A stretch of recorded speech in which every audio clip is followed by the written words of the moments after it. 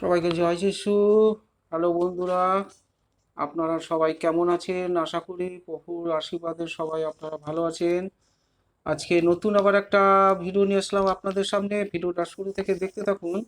আজকের কন্টেন্টটা হচ্ছে যে প্রভুর ইচ্ছাতেই সব হয়।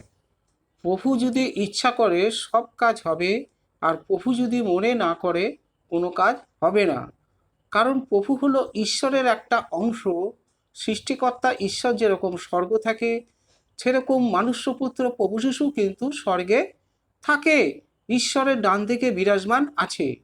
যখনই কোনো মানুষ পৃথিবীর বুকে বসবাস করে থাকাকালীন কোনো সংকটে বিপদে যদি পড়ে, তাহলে প্রভুর কাছে প্রার্থনার মাধ্যমে সেই সংকটের কথা যদি তুলে ধরে, প্রভু ঠিক আমাদের সেই সংকট থেকে উদ্ধার করবেই করবে।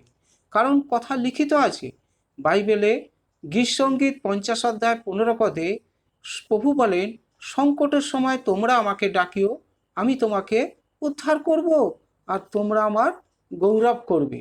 তা এই ধরনের অলৌকিক কার্য সাধন কে করতে পারে? এই জগতে তো দেবতার অভাব নেই, এই জগতে প্রতিমারও অভাব নেই। তাই তার উপরে ভরসা থাকো, যার কাছে পরিত্রাণ আছে। একথা স্বয়ং প্রভু বলেন, যার কাছে পরিত্রাণ নেই তার সংস্পর্শে যেও না, এমনকি রাজার কাছেও নয়। সুতরাং সৃষ্টিকর্তা ঈশ্বর, যিনি জন্ম দিয়ে পৃথিবীর বুকে পাঠিয়েছেন, যিনি আমাদের মুখের আহার জোটাচ্ছেন, বাসস্থান, বস্ত্র, ঘরদুয়ার সব কিছু যিনি জোটাচ্ছেন, তার উপরে ভরসা থাকা ভালো। কারণ তিনি তো আমাদের অন্নদাতা, জন্মদাতা, পিতা ঈশ্বর।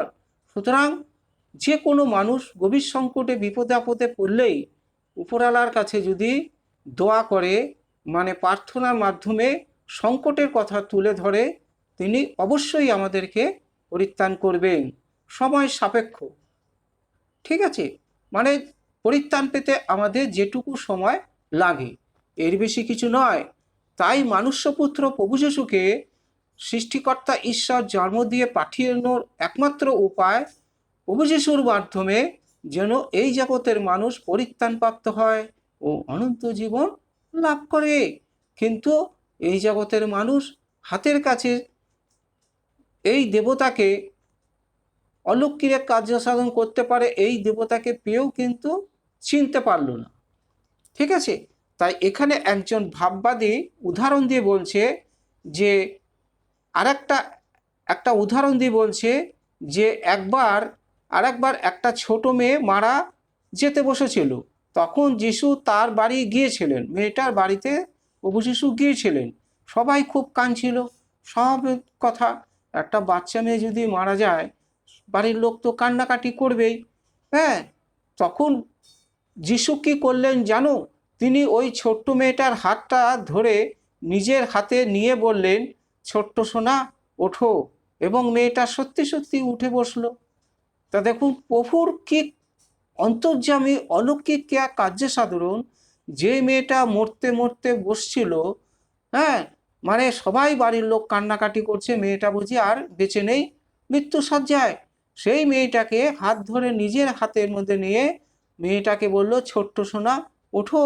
মেয়েটা সত্যি সত্যি কিন্তু উঠে বসেছিল। সবাই খুব আশ্চর্য হয়ে গিয়েছিল। তারা যিশু ও তার আশ্চর্যজনক কাণ্ড কারখানা কথা সবাইকে বলতে শুরু করলো, যে মনুষ্যপুত্র প্রভু যিশুর এত ক্ষমতা, এত অলৌকিক কার্য সাধন করতে পারে, যে অন্য কোনো ঠাকুর দেবতা, অন্য কোনো প্রতিমার কাছে নেই। এই জন্য দাউদ বলেছিল, এই পৃথিবীতে অনেক দেবতা আছে, একমাত্র সদাপ্রভুই হলো আসল দেবতা। আবারও দাউদ বলেছিল, এই পৃথিবীর বুকে অনেক প্রভু আছে, আসল প্রভু মনুষ্যপুত্র প্রভু যিশু। হালেলুয়া। তাই সংকটের সময় তার কাছেই ডাকো, যার কাছে পরিত্রাণ আছে। আর যার কাছে পরিত্রাণ নেই, তাকে ডেকে শুধু শুধু লাভ নেই। যতই অর্থবল, ধনসম্পত্তি যতই যাই থাকুক না কেন, পরিত্রাণ উপর থেকেই নেমে আসে, মর্তলোক থেকে কখনোই কিন্তু ঊর্ধ্বলোকে যায় না। সুতরাং যে কোনো মানুষ প্রভুতে বিশ্বাস করবে, প্রভুর উপরে ভরসা করে চলবে, সে কিন্তু অবশ্যই পরিত্রাণ পাবে এবং অনন্ত জীবন লাভ করবে। হালেলুয়া। সবাইকে জয় যিশু। সুতরাং প্রভুর উপরে ভরসা থাকো, বিশ্বাস করে চলতে থাকো, দেখবে তোমার জীবনে তুমি সফলতা অবশ্যই পাবে। তাহলে আজকের ভিডিওটা এই পর্যন্ত। সবাইকে জয় যিশু। ভিডিওটা যদি একটু ভালো লাগে আপনারা একটা সাবস্ক্রাইব দেবেন, কারণ এর থেকে ভালো ভালো ভিডিও কিন্তু সবার আগে আপনাদের কাছে পৌঁছাবে। আর প্রভুর কাছে মিনতি প্রার্থনা, আপনারা সদা সর্বদা ভালো থাকুন, সুস্থ থাকুন, আপনাদের জীবনে কোনো সমস্যা রোগ ব্যাধি যেন তাড়না করতে আপনাদের না পারে। সব প্রভুর ইচ্ছাতেই ভালো হয়ে যাবে। আমেন।